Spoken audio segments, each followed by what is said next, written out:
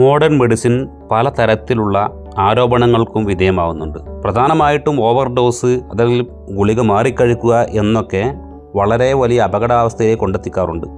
ഇത് പ്രധാനപ്പെട്ട വിമർശനത്തിന് കാരണമാകുന്ന ഹേതുവാകുന്ന അടിസ്ഥാന ഘടകമാണ്. എന്നാൽ മനുഷ്യൻ്റെ ഭക്ഷണക്രമത്തിലുള്ള പല പോഷകങ്ങളുടെയും കുറവ് നികത്തുന്നതിന് വേണ്ടിയിട്ടുള്ള വൈറ്റമിൻ ടാബ്ലറ്റ്സുകൾ ഇതേ ഗണത്തിൽ പെടുത്തുന്ന ആളുകളുമുണ്ട്. വൈറ്റമിൻ ടാബ്ലറ്റ്സ് മോഡേൺ മെഡിസിൻ്റെ ഭാഗമാണ് എന്ന് തെറ്റിദ്ധരിക്കുന്നവർ. എന്നാൽ നമ്മൾ നോക്കുന്നത് അതല്ല. പ്രധാനമായിട്ടും മോഡേൺ മെഡിസിനെതിരെ പറയുന്ന വാദമാണ് കെമിക്കലുകൾ കൊണ്ടുണ്ടാക്കിയതാണ് മോഡേൺ മെഡിസിൻസ് എന്നുള്ളത്.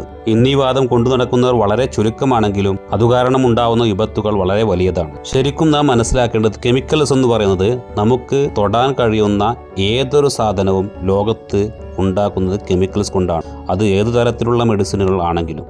വെള്ളം പോലും കെമിക്കൽ ആണ് എന്ന് പറയുന്നത് പോലെ ഏതൊരു വസ്തുവും ലോകത്തുള്ളത് രാസവസ്തുവായിട്ടാണ്.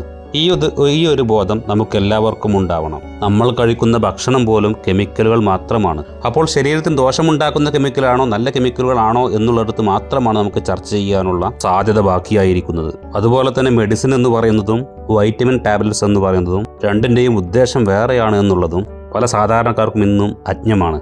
അപ്പോൾ ലോകത്ത് കെമിക്കൽ അല്ലാതെ ഉള്ളത് എന്താണ്? കെമിക്കൽ അല്ലാതെ ലോകത്തുള്ളത് നമുക്ക് അനുഭവിക്കുവാൻ കഴിയുന്ന ചില വസ്തുക്കളുണ്ട്. അതിൽപ്പെട്ടതാണ് ഇലക്ട്രിസിറ്റി, വൈഫൈ, ലൈറ്റുകൾ. ഇങ്ങനെയുള്ള എനർജി ഫോമുകളെല്ലാം നമുക്ക് കെമിക്കൽസ് അല്ലാത്തത് എന്ന് പറയാൻ സാധിക്കും. പല മനുഷ്യരുടെയും ദൈനംദിന ജീവിതത്തെയും രോഗപരിചരണത്തെയും ബാധിക്കുന്ന പ്രധാനപ്പെട്ട ചർച്ചാ വിഷയമായതുകൊണ്ടാണ് നമ്മൾ ഇതിനെക്കുറിച്ച് സംസാരിക്കുന്നത്.